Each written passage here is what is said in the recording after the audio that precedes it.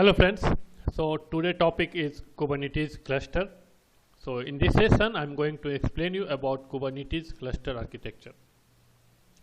So in a previous session I explained you about the Kubernetes workflow, and that video is available on my YouTube channel. Okay, so in this session we will discuss about the pod, like what is a pod, why it's required, if pod is not there then what will be happen. All those things I'm going to explain you in today's session. Fine. So in a previous session I told you, like when you're creating a pod, when you're creating a container, that container is creating inside the pod. Okay, so this pod is I can say it's a logical boundary. So why I'm telling the logical boundary, I will explain you in this through this diagram. Fine. So for example, now you can see pod concept is not there. For example, pod concept is not there. Then what will be happen? I'm going to show you here. So this is a Kubernetes cluster. So this is a master node. This is a worker node 1. This is a worker node 2. Okay. So in a worker node, like we run this command docker container run, and then the name and the image name. Okay. So we created one container here. That this is my database container, for example, and this is my application container. I created one container here also. Okay, in this container name is like XYZ, for example, anything like. So this is my database. So database XYZ, for example, database XYZ, and IP is 10 dot. For example, I'm giving 60.79.80. Okay, and this is my application container, app ABC, and IP is 10.50.89.1 12. Okay, so I created two containers here. One is a database XYZ, and one app is ABC, and I assigned the IP also.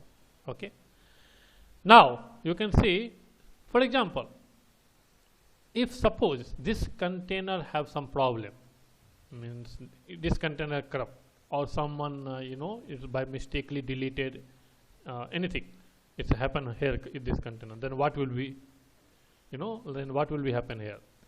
Then you have to create again the new container here. That you have to manually you have to create one again, that container, and then you have to set up everything, that that IP and everything.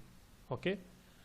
And for example, now this is your database, this is your application. You want to bonding this both the container, both the container is you bonding. So this IP to this IP. So now you have like this container is corrupt, deleted, right? So you created the manually here. It means it's not it's recreating here. You can see here. So you have to do manually stuffs here. You have to create manually new container here, and then you have to bonding with this container, because this container IP will be definitely, it will be changed, right? It will be assigned a new IP. Then you have to bonding with this container with the new IP. So this all the you can see the manual steps, So it's not I can say it's not a good way. Now we'll talk about with the pod. If pod is there, then what is the benefit? What is the advantage? So this is again Kubernetes cluster, the master node, worker node 1 and worker node 2. Okay. Now I'm a Kubernetes admin. I run this command kubectl. So like if you Kubernetes admin, then you will not run that docker command. You have to run this kubectl. Okay. So when you're running this command, so it will create one container here. So in a previous video I told you, like before we are going to create container, you should have to create first pod. So I explained you like who is responsible for the schedule the job, who is taking care to like update the network, who is taking care like update the database. All those things I explained you in a previous session. Okay, fine. So in this session I am not going to talk about that one. I'm going to talking about only the cluster, how is working, and why pod is required. Fine. When we run this command, so you can see like this pod is there. Inside this pod, in this pod IP is this one, and one pod is also available here in worker node 2, and this pod IP is this. When I'm running this command, it's creating one container here. Okay, this container, let me give here again. It's a database container, XYZ. IP is, for example, 10.50.4.50.6.89. Okay, and this this is my app container ABC, and IP is 10.56.28.90. Okay, so when I run this command, it's created one container here, and that container is a database container. I given name here database, and database image name I given here, and it's created here with the IP. Like I configure the IP, everything here, and one more container is created here, that is the app. Now I need to, bonding with this container to this container. Okay, fair enough. Let me bond this one. I'm going to bond with this IP to this IP. I bonded. Now everything is working fine. Now again, something is a problem here in an app, like some problem, someone deleted or some corrupted, something is a problem. Then what will be happen? So in this time, no need to create a manual here. No need to do the manual, run the command and then create the container. So pod will be automatically, it will be create a new container for you. It will create for you. But that so problem is solved. So now no need to create the new container, no need to run the manual. So new container automatically it will be creates if something is a problem here. Good. But problem is that, so now you can see you bonding with this container or this container with this IP and this IP. If this container again is a new container is created here, definitely it's a different IP, right? Then bonding is broken here. So you have to do again the bonding, correct? So what you have to do here? So now let me talking about the pause here. So when you running this command, like kubectl run abc, like anything, like server name and that image name, when you're creating any here container, so before container creating it, one more container is creating, that is a pause container. Okay, inside the pod. So why pause container is creating and why require this one? I will tell you. When you're running this command, it's going to this pod, and one first is creating the pause container and then creating your container. So pause container will be, it will hold the information, store the information about the pod IP namespace, like that. So it's holding all the pod IP namespace information inside the pause container. So when you running this command and you creating multiple container inside the pod, so what will be happen? This pause will be assigned the same IP. Which IP? This pod IP, because this pause is holding this pod IP. So when you will create multiple container, that container IP will be same. Why? Because pause is assigning that IP here. Understand? So same thing will happen here. So now scenario is changed, you can see. Now what will be happen here? If you create one container here, so this container IP will be this, and this container IP will be this. Why? Because this pause is assigning this IP. Correct? So now what will be happen? Now if you're doing the bonding, so now how you will do the bonding? So now you will do bonding with this IP and this IP with this container. Okay? Which IP? This pod IP and this pod IP. Now suppose again it's a problem here, like your container deleted, your container is not working here. So pod will be automatically create one container, and this time no need to do your bonding. Why? Because bonding on with this pod IP. So automatically pod IP is available here, you can see. So no need to do the manual steps here. It will automatically recreate, it will be bonding. You can see here.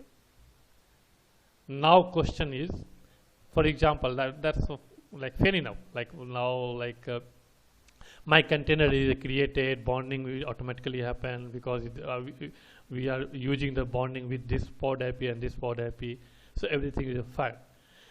If something is a problem with this pod, then what will be happen? Then what will be happen? So then in that case, what we have to do, we have to do the one deployment on top of pod. Suppose this is your pod. In this top of pod, I don't have a space, so let me type here.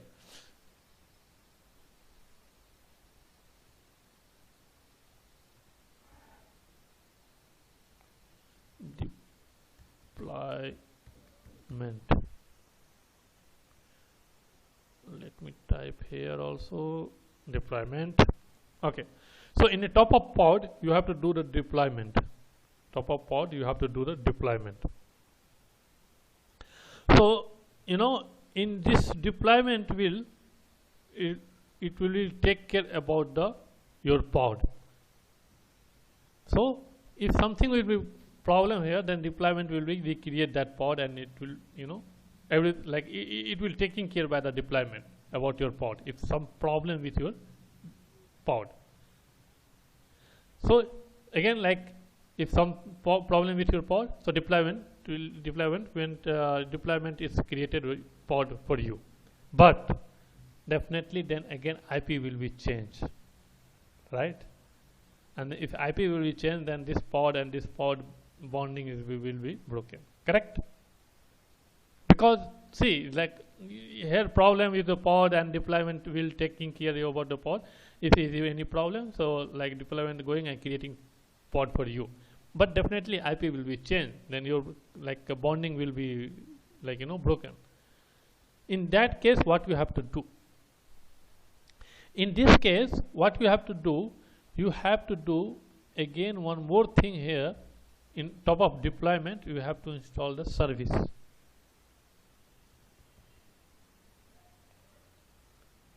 Okay, service on top of deployment. And top of deployment, you have to do service. So there are three types of service: Kubernetes IP, kubectl IP, node port, and load balance. Okay, we will talk about later that one. So if in so if you need to IP configuration automatically also with the same, then you have to install one service here on top of deployment. So now see the scenario. You have a you created one container here, one container here, and you you wants to bonding with this container to this container. So you have a pod IP here, pod IP here.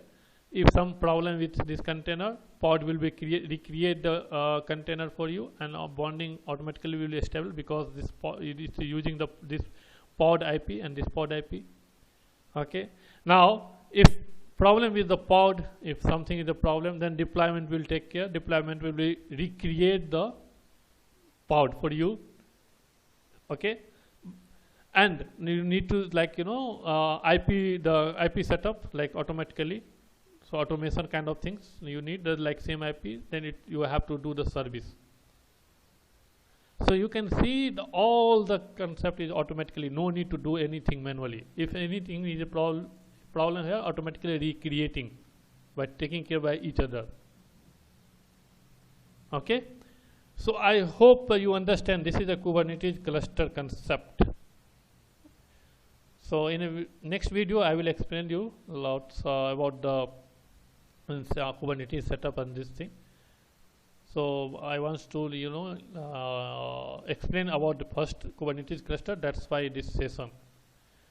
So I hope you understand everything. If you have any doubt, any question, you can type in a comment section.